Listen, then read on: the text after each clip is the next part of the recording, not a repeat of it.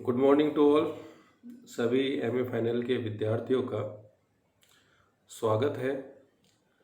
आज हम सबसे पहले जो राजनीतिक भूगोल है उसकी विषय वस्तु को डिस्कशन करेंगे, जिससे कि हम ये समझ सके कि इस राजनीतिक भूगोल का जो पेपर, जो 8th ए पेपर है, उसके अंदर हम कौन कौन से ऐसे क्षेत्र हैं जिनका हम यहाँ अध्ययन करेंगे और इन अध्ययन क्षेत्रों का भूगोल के शेष शाखाओं से क्या संबंध है। साथ ही क्योंकि राजनीतिक भूगोल के अंदर एक नया विषय रहा है और जैसे कि इसके शब्द से ही विदित होता है कि इसका संबंध कहीं न कहीं राजनीतिक व्यवस्थाओं के विकास से और भूगोल में और राजनीतिक जो विज्ञान है उसमें क्या संबद्धता है, उन सब विषयों को ये समावेशित किया हुआ है। सबसे पहले हम राजनीतिक भूगोल का जो विषय क्षेत्र है, इसको हमने सभी जो विषय होते हैं उनका हम 3 सेक्शंस में वर्गीकृत कर अध्ययन करते हैं। जो पहला जो सेक्शन ए है वो सभी जो पेपर होते हैं उसके अंदर किसी भी पेपर, जो पर्टिकुलर पेपर होता है उसकी definition, scope, nature and importance, इन सब को उसमें लिया जाता है। साथ ही फिर हम ये हमेशा भूगोल के अंदर या भूगोल के अलावा किसी भी विषय का विद्यार्थी होता है तो एक शब्द बड़ा कॉमन होता है कि सभी विषय अंतर विषय ही होते हैं, यानी विभिन्न विषयों का एक दूसरे से संबद्धता होती है, जुड़ाव होता है। स्पेसिफिक रूप से कहीं उसमें अंतर होते ही हैं, लेकिन कहीं न कहीं वो एक दूसरे से जुड़े हुए रहते हैं, इंटरडिसिप्लिनरी होते हैं। उन सब का अध्ययन इस यूनिट के अंदर दिया हुआ है। It's relation with other social sciences, साफ लिखा हुआ है। इसका मतलब अदर सोशल साइंसेज से इसका क्या संबंध है। History and development of political geography का जो डेवलपमेंट है वो किस तरह से हुआ, कि जिस तरह से हम कहते हैं कि सबसे पहले जो भूगोल था उसको 2 भागों में बांट के, एक भौतिक भूगोल और एक मानव भूगोल, तो उस क्लासिफिकेशन के अंदर जो पॉलिटिकल जो ज्योग्राफी है उसका स्थान कहाँ पर है, इस चीज़ का हम अध्ययन करेंगे। अब इसके अंदर प्री मॉडर्न फेज जो बिफोर 19th सेंचुरी है, geopolitics and German school of thought, ये जो जर्मन स्कूल ऑफ थॉट है ये पॉलिटिकल जो ज्योग्राफी है उसके ओरिजिन के लिए, उस विचार के लिए जिम्मेदार है, जो कि वहाँ पर ये विचार आया तो उस विचार के अंदर कहीं न कहीं जो जियोपॉलिटिक्स होती है, जो भूभाग से जुड़ी हुई जो राजनीति होती है, उसका जो संबंध था क्या रहा। ज्योग्राफिकल जो थिंकर्स थे, जिसमें जर्मन जो थिंकर थे, उन्होंने इसको जियोपॉलिटिक्स से कैसे जोड़ा, इसका अध्ययन हम यहाँ करेंगे। अब उसके मामले में जो ग्लोबल स्ट्रेटेजिक व्यूज़, मतलब भू राजनीतिक जो विचारधारा थी, वो एक आपकी जो वैश्विक जो रणनीति होती है उसके ऊपर जो अलग अलग जो विद्वान थे, चाहे वो मैकेंडर हो, स्पाइकमैन हो, हुशन हो, हैंडी सेवेरिकी हो, तो इन सब के जो विचार हैं वो जियोपॉलिटिक्स के संबंध में क्या रहे, तो उनका अध्ययन भी, चाहे हार्टलैंड थ्योरी हो मैकेंडर की, स्पाइकमैन की रिमलैंड थ्योरी हो, उन जो विषय है उनका सबका अध्ययन सेक्शन ए के अंदर किया जाएगा। फिर आता है सेक्शन बी। यहाँ स्टेट एंड नेशन की जो कॉन्सेप्ट है उसको हम एक्सप्लेन करेंगे। यहाँ थोड़ा सा ब्रीफ कर दूँ, क्योंकि ये सारे जो एलिमेंट्स जो इसके the idea of state, the characteristics of the state, ये सब चीज़ें जो होती हैं कि भाई इसने सिलेबस में ही दी है कि जो स्टेट होता है उसकी एक टेरिटरी होती है, पॉपुलेशन होता है, उसका एक ऑर्गेनाइजेशन होता है। ऑर्गेनाइजेशन मतलब किसी उद्देश्य को प्राप्त करने के लिए लोगों का एक समूह होता है जो एक समान हित के लिए काम करता है। पावर कॉन्सेप्ट ऑफ नेशन क्या होती है, नेशनलिज्म क्या होता है, तो इन सब चीज़ का अध्ययन यहाँ करेंगे। हार्ट ऑफ द स्टेट, मतलब स्टेट का जो होता है, स्टेट यहाँ का मतलब होता है कि किसी राष्ट्र से इसका संबंध है, उसका कोर एरिया क्या है, फोकस क्या है, कैपिटल सिटी क्या होती है, तो ये सब चीज़ें फिर आता है फ्रंटियर बाउंड्रीज क्या होती है। आपको जहाँ फ्रंटियर का आपने नाम नहीं सुना, लेकिन बाउंड्रीज जो राजनीतिक जो सीमाएं होती हैं, और फ्रंटियर भी राजनीतिक सीमाओं के समरूप होता है, लेकिन ये इनसे अलग होती हैं। इनकी कोई डिफाइन जो है वो लाइन नहीं होती। वो चीज़ें हम यहाँ करेंगे कि उनके डेफिनेशन क्या है, उनका क्लासिफिकेशन क्या है, what the concept behind the boundaries and frontier, इन सब चीज़ों का अध्ययन करेंगे। और ये जो बफर जोन क्या होता है, बफर स्टेट क्या होता है, वैसे सिंपल रूप से जैसे हम बात करें तो जो नेपाल है वो चाइना और इंडिया के बीच में एक बफर स्टेट का मतलब दो बड़े देशों के बीच में किसी एक बीच में जो स्थिति होती है, लाइक सैंडविच की तरह होता है, उसको हम बफर स्टेट कहते हैं। इसका क्या इम्पोर्टेंस है, कॉन्सेप्ट क्या है, और भू राजनीतिक व्यवस्थाओं के अंदर अंतर्राष्ट्रीय संबंधों में इनका क्या योगदान होता है, जो बफर स्टेट्स होते हैं, बफर जोन्स जो होते हैं, उनको हम पढ़ेंगे। फिर कॉन्सेप्ट ऑफ टेरेस्ट्रियल सीज, जो हमारे सीज हैं उसमें जो होता है एक्सक्लूसिव इकोनॉमिक जोन क्या होता है, वो इकोनॉमिक जो जोन होते हैं उनके बारे में, EEZ जिसको कहते हैं, तो उन चीज़ों का हम अध्ययन करेंगे। मैरीटाइम जो बाउंड्रीज होती है, सामुद्रिक जो सीमाएं होती है, किन किन क्षेत्रों के ऊपर किसी देश का अधिकार होता है, किन क्षेत्रों के ऊपर विभिन्न देश, एक से अधिक देशों को, या कॉमन एरियाज होते हैं जहाँ पर सब लोग अपनी आर्थिक और जो अंतर्राष्ट्रीय संबंधों के दृष्टिकोण से उनको यूज ले सकते हैं। लैंड लॉक्ड कंट्रीज कौन से होते हैं, स्टेट्स का मतलब विभिन्न जो देश है लैंड लॉक्ड, जैसे भारत के सराउंडिंग अगर लैंड लॉक्ड कंट्रीज की बात करें तो भूटान लैंड लॉक्ड कंट्री है, नेपाल एक लैंड लॉक्ड कंट्री है। मतलब वो देश जिनकी किसी सामुद्रिक सीमा जिनसे नहीं लगती, चारों तरफ से स्थलीय भागों से घिरे हुए होते हैं, उनको हम लैंड लॉक्ड कंट्रीज कहते हैं। ये बी सेक्शन की बात है। फिर हम आते हैं इसका जो बी सेक्शन के अंदर कुछ पॉइंट्स और है, problems of aces, growth of nation and disintegration of empires.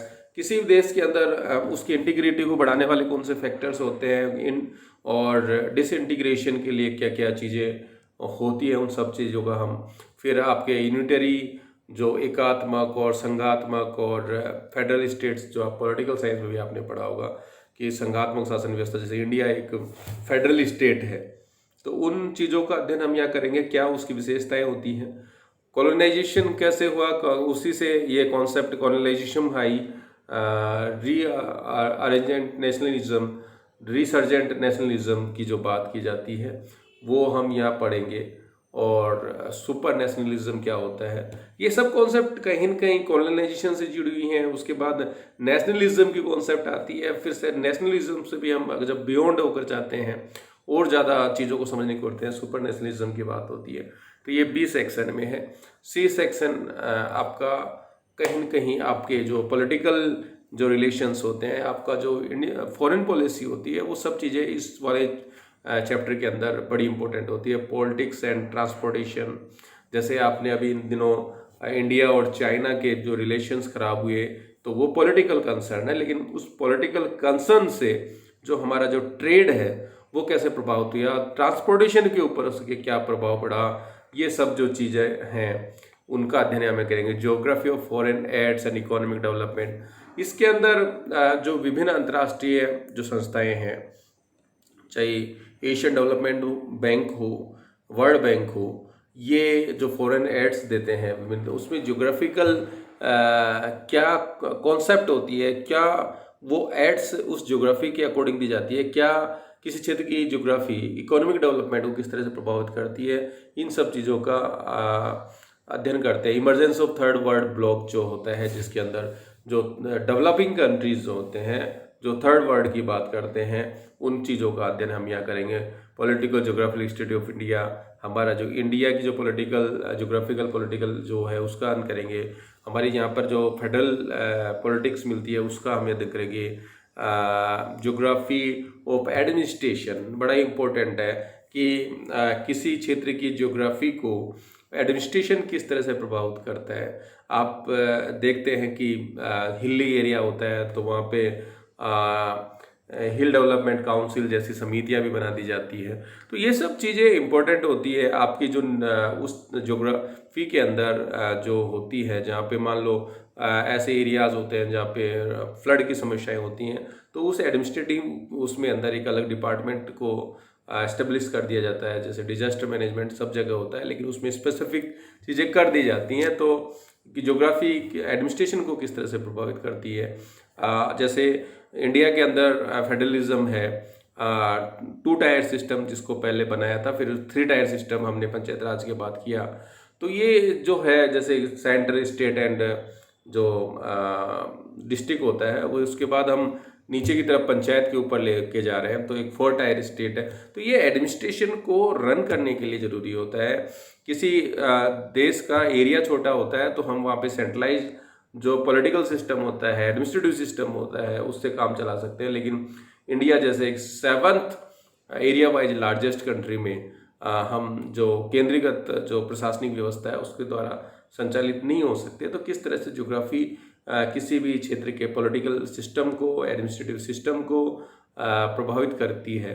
फिर ये चीज़ें function, methods and trends of electoral geography, किसी क्षेत्र के अंदर जो पॉलिटिकल सिस्टम होता है वो डिफाइन होता है वहाँ पे इलेक्शन से, और इलेक्शंस को ज्योग्राफी किस तरह से प्रभावित करती है। जो निर्वाचन जो भूगोल है उसकी वास्तव में कॉन्सेप्ट क्या है और समय के साथ उसमें क्या आयाम निकल के आए हैं, और जहाँ वोटर पार्टिसिपेशन बिफोर वोटिंग वो भी किसी ज्योग्राफी से कैसे डिफाइन होता है। जो वोटर्स होता है उसकी जो साइकोलॉजी होती है वो कहीं न कहीं उसकी जो भौगोलिक स्थितियाँ हैं उससे प्रभावित होती है। उन चीज़ों का भी हम यहाँ अध्ययन करेंगे, और कॉन्सेप्चुअल मॉडल ऑफ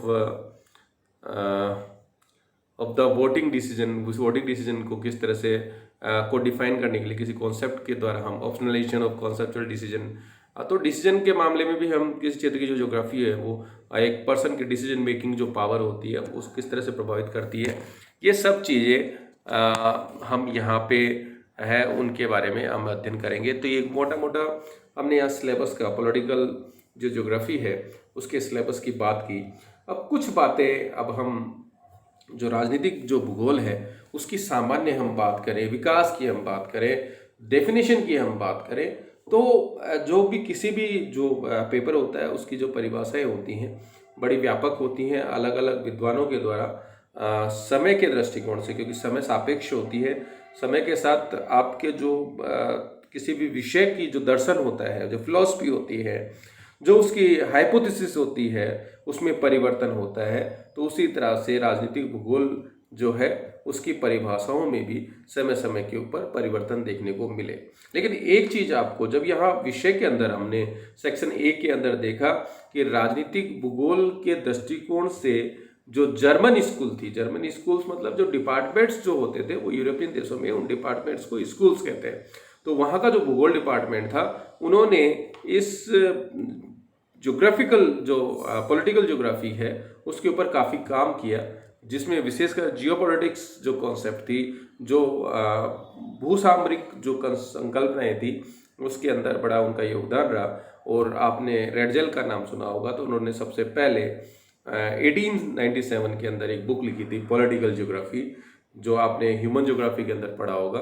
तो वो बुक एक तरह का एक आधार प्रदान करती है राजनीतिक भूगोल को, या फाउंडर बुक भी कहते हैं, या जो रेडजेल था उसको फादर ऑफ पॉलिटिकल ज्योग्राफी भी कहते हैं। तो उनके द्वारा जो पॉलिटिकल ज्योग्राफी के संदर्भ में जो कॉन्सेप्ट दिए गए उन सब का भी हम यहाँ पर अध्ययन करेंगे, सिस्टमेटिक रूप से उनको लेके चलेंगे। जब हम विकास की बात करते हैं, राजनीतिक भूगोल के विकास की बात करते हैं, तो हम जब भौतिक भूगोल और मानव भूगोल को डिवाइड करते हैं, तो जो राजनीतिक भूगोल है उसका जो विषय है वो आपके मानव भूगोल की एक संकल्पना के रूप में, जैसे सांस्कृतिक भूगोल होती है, सांस्कृतिक भूगोल राजनीतिक भूगोल से जुड़ा हुआ है, और जो राजनीतिक भूगोल है वो कहीं न कहीं मानव भूगोल की एक सब डिवीज़न के रूप में निकल के आया। और जहाँ यहाँ पे संस्कृति, इकोनॉमी, इन चीज़ों का अध्ययन भी हम करते हैं। जब परिभाषा की, भूगोल की परिभाषा केवल की बात करते हैं, तो हमने एक व्यापक परिभाषा के रूप में पढ़ा है कि मानव और वातावरण के अंतर संबंधों का अध्ययन भूगोल कहलाता है। आपकी वो परिभाषाएं बड़ी छोटी थी जो आपने फर्स्ट ईयर में पढ़ी, जियोग्राफी, जियो प्लस ग्राफी, जियो मतलब अर्थ और ग्राफी यानी उसका वर्णन करना। तो बड़ा सिंपल सा है, लेकिन हम ज्योग्राफी का अध्ययन कब करेंगे? जब वो हमारे लिए इम्पोर्टेंट है। वो हम किसी भी चीज़ का अध्ययन कब करते हैं? वो जब हमारे लिए चैलेंजेस प्रदान करती है, हमें उसकी डिजायर होती है। तो कहाँ मानव इम्पोर्टेंट हो जाता है। और मानव किसको यूज ले रहा है? जो उस वातावरण के अंदर जो हमें चीज़ें मिली हुई है। तो कहीं न कहीं मनुष्य और वातावरणों का जो अंतर संबंध होता है, उसके अध्ययन को ही भूगोल कहते हैं। अब इन अंतर संबंधों में, अब इस अंतर संबंध को ही अगर मैं हमारा जो विषय है, जो हमारा सिलेबस है राजनीतिक भूगोल का, उससे हम जोड़ के देखें तो बड़ा कॉन्सेप्चुअल रूप से आपसे निकल के आएगा कि जियोपॉलिटिक्स की बात की, उस विचार को जर्मन जो स्कॉलर थे उन्होंने वो लेके आए। तो वहाँ की तात्कालिक ज्योग्राफिकल कंडीशंस क्या थी जिसके कारण एक जियोपॉलिटिक्स या भू क्षेत्र के विस्तार की बात आई। तो भूगोल और मनुष्य जो कॉन्सेप्ट लेके आ रहा है वो एक थिंकर है, और ज्योग्राफी जो उस अपॉर्चुनिटी को डेवलप कर रही है। तो वो एक भौतिक जो स्थितियां हैं, हो सकता है कि वहाँ पे अनुकूल स्थितियां नहीं रही हो तो हमें क्षेत्र के विस्तार की ज़्यादा जरूरत थी। हम ये कह सकते हैं कि हमें अधिकांश रिसोर्सेज की ज़रूरत है, तो रिसोर्स का एक्सप्लोरेशन कैसे करोगे, उसको ऑक्यूपाई करोगे। तो ये सब चीज़ें जो है आपके इस विषय को फिर हम इस डेवलपमेंट की प्रोसेस के अंदर ही किसी देश के अंदर किस तरह की शासन व्यवस्थाएं, जैसे हमने पढ़ा कि भाई वहाँ पर एकात्मक शासन व्यवस्था है, संघात्मक शासन व्यवस्था है। तो वहाँ का जो भूगोल है, वहाँ का जो एरिया है, वहाँ की जो फिजियोग्राफी है, वो सब चीज़ें वहाँ की राजनीतिक व्यवस्थाओं के निर्धारण में महत्वपूर्ण होती है। तो ये फिर आपका भौतिक भूगोल और मानव जो है एक दूसरे से जुड़े हुए यहाँ प्रतीत होते हैं। आपका जो ट्रेड है किसी देश से किस तरह का है, आपका जो ट्रेड को डिफाइन करने के लिए आपके जो अंतर्राष्ट्रीय संबंध है वो किस तरह के हैं, और अंतर्राष्ट्रीय संबंधों के ऊपर वहाँ की जो भौगोलिक स्थितियाँ हैं उनका भी आपको अध्ययन करना आवश्यक होता है। चाहे वो नेपाल के संदर्भ में अभी कॉन्फ्लिक्ट चल रहा हो, तो उसने हमारे क्षेत्र को खुद के अधिकार क्षेत्र में कॉन्स्टिट्यूशनल अमेंडमेंट करके उसको शामिल करके नक्शे में जारी कर दिया। तो वो जो भौगोलिक स्थितियां हैं जो राजनीतिक संबंधों को प्रभावित कर रही है, तो भूगोल फिर वहीं पे आ रहा है। आपके अंतर्राष्ट्रीय जो सीमा है जिसको LAC भारत और चाइना के बीच में line of actual control, McMahon रेखा की हम बात कर रहे थे, वो एक डिफाइंड लाइन नहीं है, वो एक ज्योग्राफिकल जो पर्वतीय क्षेत्र वहाँ हमने कह दिया कि ये एक लाइन है। उसको हमने ऐसे नहीं कह सकते कि हमने यहाँ तारबंदी कर दी। तो ज्योग्राफी जो है, वहाँ की जो भौगोलिक स्थितियाँ हैं, वो आपको पुनः उस एरिया को डिफाइन करने में, उस ज्योग्राफी को समझने के लिए अंदर बड़ी आपकी जो निर्वाचन प्रणालियाँ हैं वो भूगोल से प्रभावित हैं। तो इन सब चीज़ों का अध्ययन कहीं न कहीं इस राजनीतिक भूगोल के सभी आयामों के अंदर जुड़ा हुआ है। अब अलग अलग जो चीज़ें हैं, परिभाषाओं की हम बात करें तो हमने कहा कि भूगोल मनुष्य और वातावरण के अंतर संबंधों का अध्ययन है, और मानव का अध्ययन हम मानव भूगोल में, और भौगोलिक जो फिजियोग्राफी है उसका भौतिक भूगोल में अध्ययन करते हैं। तो इन सब चीज़ों को लेते हुए जो है हम इस राजनीतिक भूगोल की जो अध्ययन है उसको हम क्रमशः इसके डेफिनेशन, स्कोप और वहाँ से हम शुरू करेंगे। तो आज ये हमारा एक जनरल इंट्रोडक्शन था राजनीतिक भूगोल के संबंध में। बुक्स के संबंध में हम बात करें तो राजनीतिक भूगोल के दृष्टिकोण से जो एक तो HM सक्सेना की किताब आती है राजनीतिक भूगोल, एक है RD दीक्षित की किताब है, वो राजनीतिक भूगोल की बुक है। तो आप इन दोनों बुकों में से, दोनों हिंदी में है, RD दीक्षित की बुक जो है वो इंग्लिश में भी है। तो इन दोनों बुक्स में से आप कोई भी बुक खरीद सकते हैं, क्योंकि बिना बुक के आप विषय का समग्र और सघन अध्ययन नहीं कर सकते। आने वाले समय के अंदर विभिन्न प्रतियोगी परीक्षाओं के लिए जो है बुक्स का होना जरूरी होता है, क्योंकि आप MA फाइनल के स्टूडेंट हैं। आप इस MA फाइनल के साथ नेट की जो परीक्षा है, सेट की जो परीक्षा है, उसके लिए आप अपियर हो सकते हैं। और मेरा प्रयास रहेगा कि आपको इस विषय को इस तरह गहनता से मैं पढ़ा सकूं, जिससे इन विभिन्न प्रतियोगी परीक्षाओं के अंदर आपको उन वस्तुनिष्ठ प्रश्नों को हल करने में कोई समस्या नहीं आए। मैं चाहूँगा कि जैसे जैसे मैं अध्ययन के साथ आपको कुछ चार्ट्स भी, फ्लो चार्ट्स भी आपको अवेलेबल कराऊंगा, साथ ही जो फैक्चुअल चीज़ें हैं वो भी कोशिश करूंगा। और किस तरह से राजनीतिक भूगोल को डेस्क्रिप्टिव आंसर लिखा जाए, इसके लिए सबसे ज़्यादा ज़रूरी होता है कि पुस्तक के साथ साथ वर्तमान के अंदर जो अखबारों के अंदर जो चीज़ें आ रही हैं, उन सब चीज़ों का अध्ययन करें। आप अगर अध्ययन करते हैं तो वर्तमान के अंदर जो विभिन्न जो परिवर्तन हो रहे हैं वर्तमान में महामारी के कोविड-19 के कारण, तो ये चीज़ें भी कहीं न कहीं आपके भूगोल से जुड़ी हुई हैं। किस तरह से उसी चीज़ का स्प्रेड हो रहा है इस महामारी का, उसमें भौगोलिक किस तरह से चीज़ें उसके लिए फेवरेबल है, किस तरह से वो चीज़ें उनके लिए, अगर कोई आइसोलेटेड या आइलैंड है और उसने बाउंड्री सीज कर दी तो वो इससे किस तरह से अप्रभावित रह रहा है। तो बहुत सारी चीज़ें हैं जो इस राजनीतिक भूगोल के विषय क्षेत्र का भाग है। तो मैं अपेक्षा करता हूँ कि आज का हमारा जो पहला जो इंट्रोडक्शन जो हम इंट्रैक्शन जो हमारा हुआ, जो ये सेशन था, आप लोगों के लिए बड़ा बेनिफिशियल रहेगा। अब क्रमशः हम धीरे धीरे इस विषय को अध्ययन हम शुरू करेंगे। धन्यवाद।